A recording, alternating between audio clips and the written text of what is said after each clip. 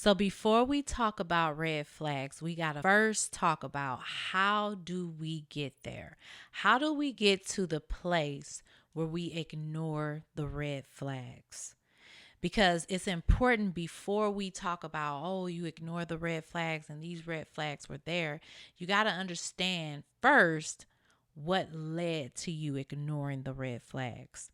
And one of the first things that happen when it comes to you being in a position to ignore a red flag is desperate energy.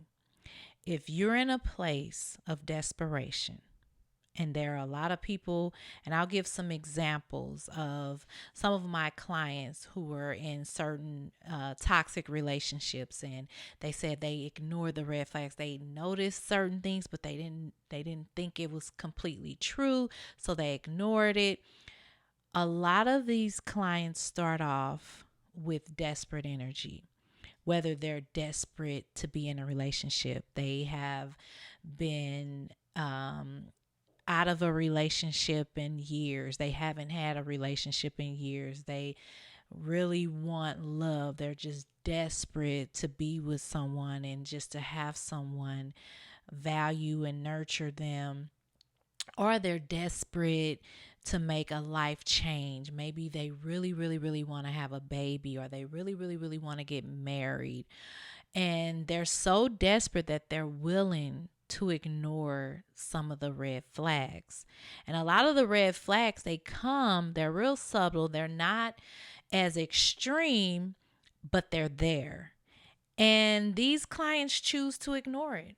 They say, well, I was a little confused. No, you wasn't confused.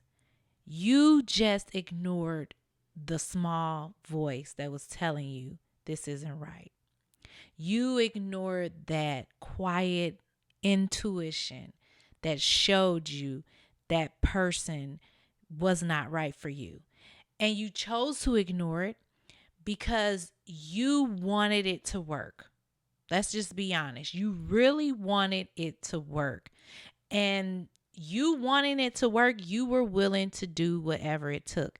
And that includes ignoring the red flags. So the reason why we ignore the red flags and we override the red flags is because we want change. We want transformation. We want it to work out, right? So we will ignore it because we want to fight for it to work. And some people say, well, I don't know if it's my intuition. It could just be me doubting and fear. And I don't know the difference between fear and discernment. Well, here's the thing that you got to understand.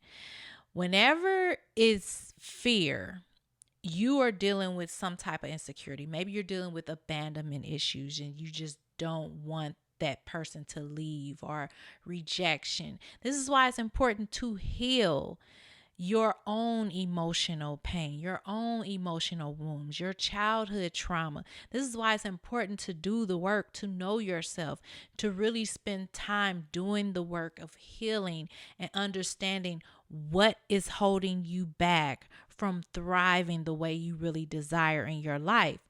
And so you got to know this.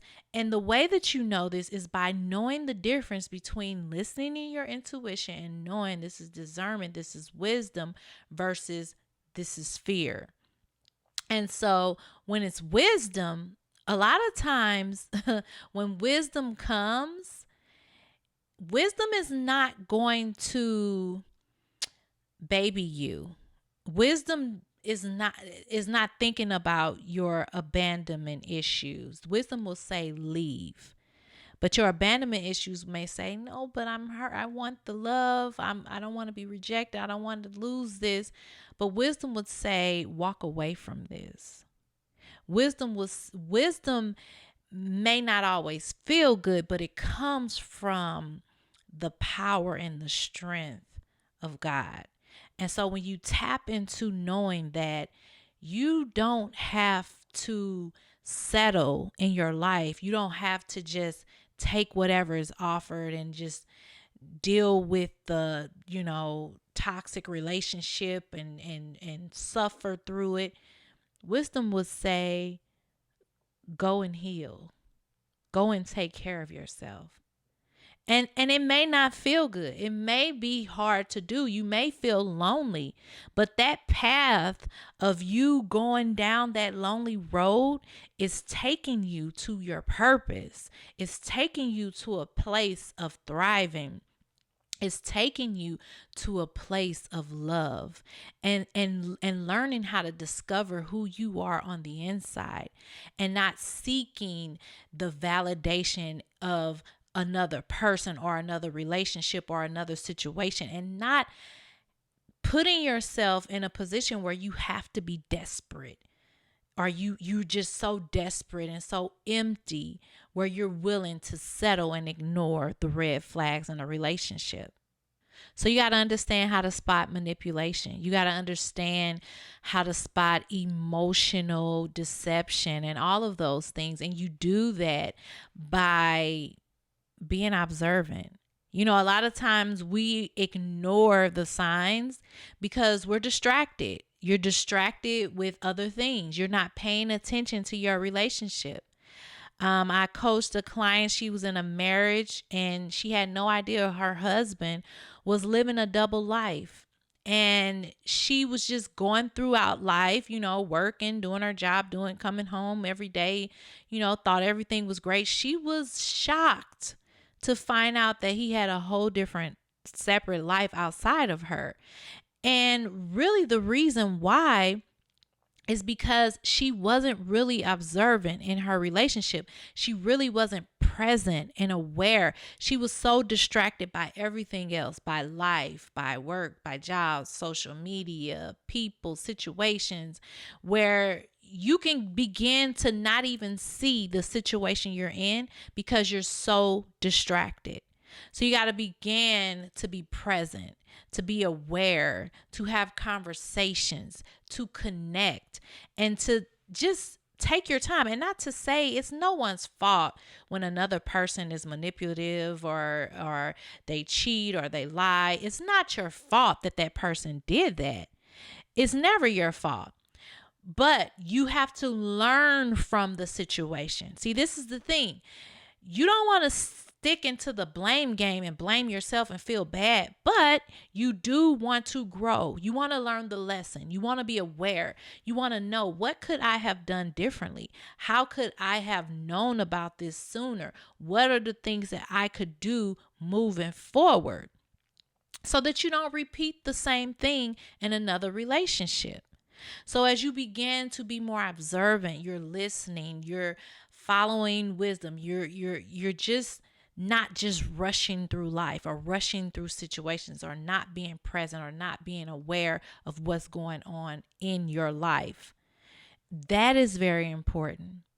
I also had another client that she told me once she got present with herself, once she began to meditate, to pray, to really commit to her devotion, that is when she discovered her husband's infidelity. And that is when it was revealed to her. It wasn't until she got to a place of slowing down and really being aware.